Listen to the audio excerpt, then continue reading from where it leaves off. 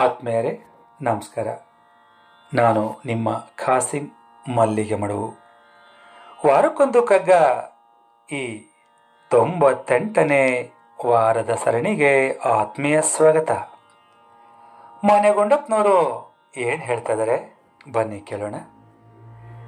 ನ್ಯಾಯಾಧಿಪತಿ ತನ್ನ ಮತಿ ಮನಸ್ಸುಗಳನ್ನೆಲ್ಲ ಸ್ವೀಯ ಲಾಭ ಸ್ಮರಣೆಯೊಳಿದು ವಿವಾದಿಗಳಾದಾಯ ನಿರ್ಣಯಕ್ಕೆ ಯೋಜಿಸುವಂತೆ ನ್ಯಾಯಾಧಿಪತಿ ತನ್ನ ಮತಿ ಮನಸ್ಸುಗಳನ್ನು ಎಲ್ಲ ಸ್ವೀಯ ಲಾಭ ಸ್ಮರಣೆ ಉಳಿದು ವಿವಾದಿಗಳ ಆದಾಯ ನಿರ್ಣಯಕ್ಕೆ ಯೋಜಿಸುವಂತೆ ನೀಂ ಜಗದ ಶ್ರೇಯಸ್ಸಿಗುಜ್ಜುಗಿಸು ಮಂಕುತಿಮ್ಮ, ನೀಂ ಜಗದ ಶ್ರೇಯಸ್ಸಿಗೆ ಉಜ್ಜುಗಿಸು.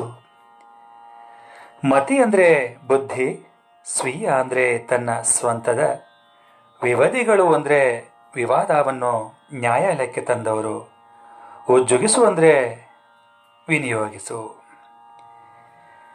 ನ್ಯಾಯಾಧಿಪತಿಗಳು ಸ್ವಂತ ಲಾಭವನ್ನು ಸ್ಮರಿಸದೆ ಆ ರೀತಿಯ ಆಲೋಚನೆಗಳನ್ನೆಲ್ಲ ಪಕ್ಕಕ್ಕಿಟ್ಟು ಯಾವ ರೀತಿ ತನ್ನ ಬುದ್ಧಿಶಕ್ತಿ ಮನಸ್ಸುಗಳೆಲ್ಲವನ್ನು ಕೇವಲ ದಾವೆ ಹೂಡಿದವರ ಹಿತವನ್ನು ದೃಷ್ಟಿಯಲ್ಲಿಟ್ಕೊಂಡು ವಾದ ವಿವಾದಗಳ ಕಡೆಗೆ ತನ್ನ ಮನಸ್ಸನ್ನು ಕೇಂದ್ರೀಕರಿಸಿ ವಿವಾದಗಳ ದೂರಿನ ನಿರ್ಣಯಕ್ಕೆ ಯೋಜಿಸುವಂತೆಯೇ ನೀನೂ ಕೂಡ ನಿನ್ನ ಸ್ವಂತದ ಹಿತವನ್ನು ಬದಿಗಿಟ್ಟು ನಿನ್ನ ಜೀವನವನ್ನು ಜಗತ್ತಿನ ಹಿತಕ್ಕಾಗಿ, ಜಗತ್ತಿನ ಶ್ರೇಯಸ್ಸಿಗಾಗಿ ಮೀಸಲಿಟ್ಟು ದುಡಿ ಎನ್ನುವಂಥ ಮಾತನ್ನು ಮಾನ್ಯ ಗುಂಡಪ್ಪನವರು ಇಲ್ಲಿ ಹೇಳ್ತಾ ಇದ್ದಾರೆ. ಸ್ನೇಹಿತರೆ,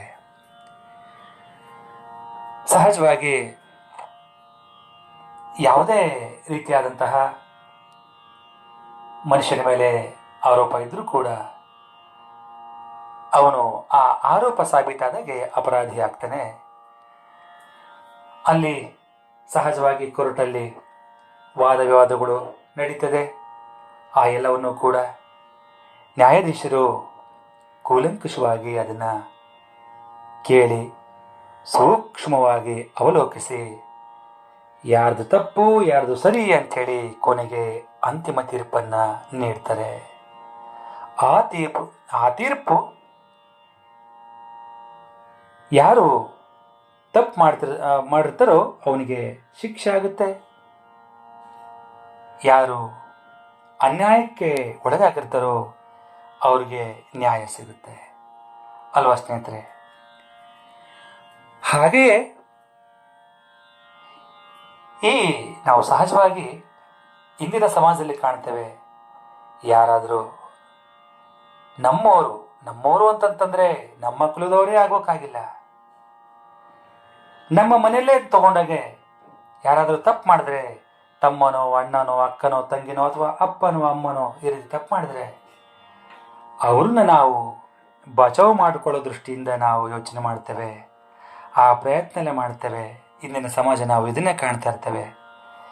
ಇದು ತೊಲಗಬೇಕು ಅನ್ನೋದು ಎಷ್ಟೋ ಸಜ್ಜನರ ಆಶಯ ಸ್ನೇಹಿತರೆ. ಒಬ್ಬ ಮನುಷ್ಯ ಆದವನು ಯಾವುದೇ ಕಾರಣಕ್ಕೆ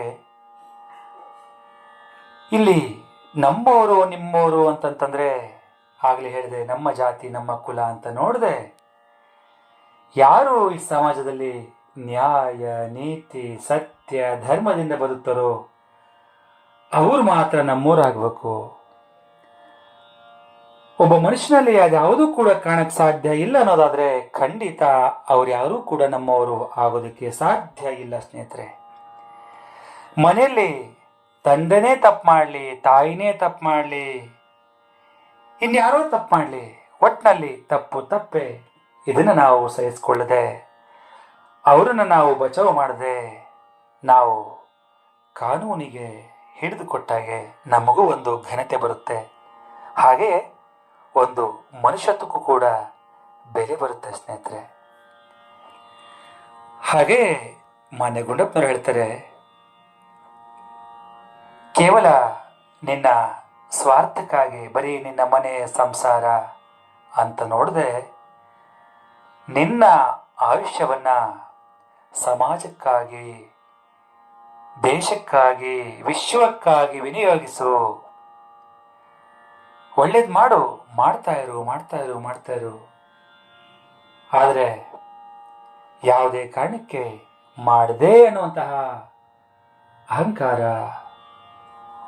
ಆ ದರ್ಪ ದೌರ್ಜನ್ಯಗಳು ಬರದೇ ಇರಲಿ. ಯಾಕಂದರೆ ಮನುಷ್ಯ ಇವತ್ತು ಇರ್ತಾನೆ, ನಾಳೆ ಇಲ್ಲವಾಗ್ತಾನೆ. ಆದರೆ ಈ ನಮ್ಮ ಒಳ್ಳೆ ಕಾರ್ಯಗಳು ನಿಜವಾಗಲೂ ಕೂಡ ಉಳಿತವೆ.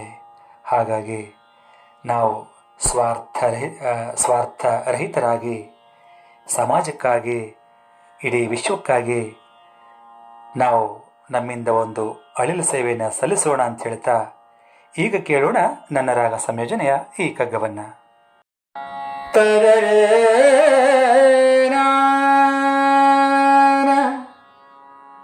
ನಾ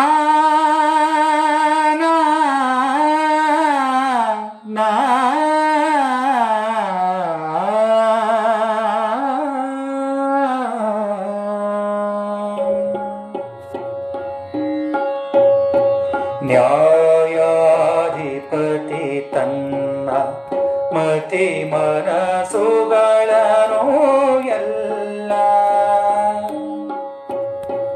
ನ್ಯಾಯಾಧಿಪತಿ ತನ್ನ ಮತಿ ಮನಸ್ಸುಗಳನ್ನು ಎಲ್ಲ, ಸ್ವೀಯ ಲಾಭ ಸ್ಮರಣೆ ಉಳಿದು, ನ್ಯಾಯಾಧಿಪತಿ ತನ್ನ ಮತಿ ಮನಸ್ಸುಗಳನ್ನು ಎಲ್ಲ, ಸ್ವೀಯ ಲಾಭ ಸ್ಮರಣೆ ಉಳಿದು, ವಿವರಿಗಳ ಆದಾಯ ನಿರ್ಣಯಕ್ಕೆ ಯೋಜಿಸುವಂತೆ,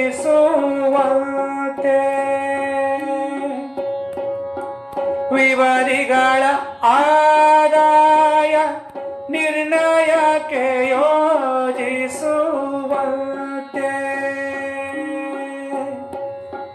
ನೀ ಜಗದ ಶ್ರೇಯಸ್ಸಿಗೆ ಉಜ್ಜುಗಿಸೋ ಮಂಕುತಿಮ್ಮ, ನೀ ಜಗದ ಶ್ರೇಯಸ್ಸಿಗೆ ಉಜ್ಜುಗಿಸೋ ಮಂಕುತಿಮ್ಮ, ಮಂಕುತಿಮ್ಮ ಮಂಕುತಿಮ್ಮ ಮಂಕುತಿಮ್ಮ. ಧನ್ಯವಾದಗಳು. ನಮಸ್ಕಾರ.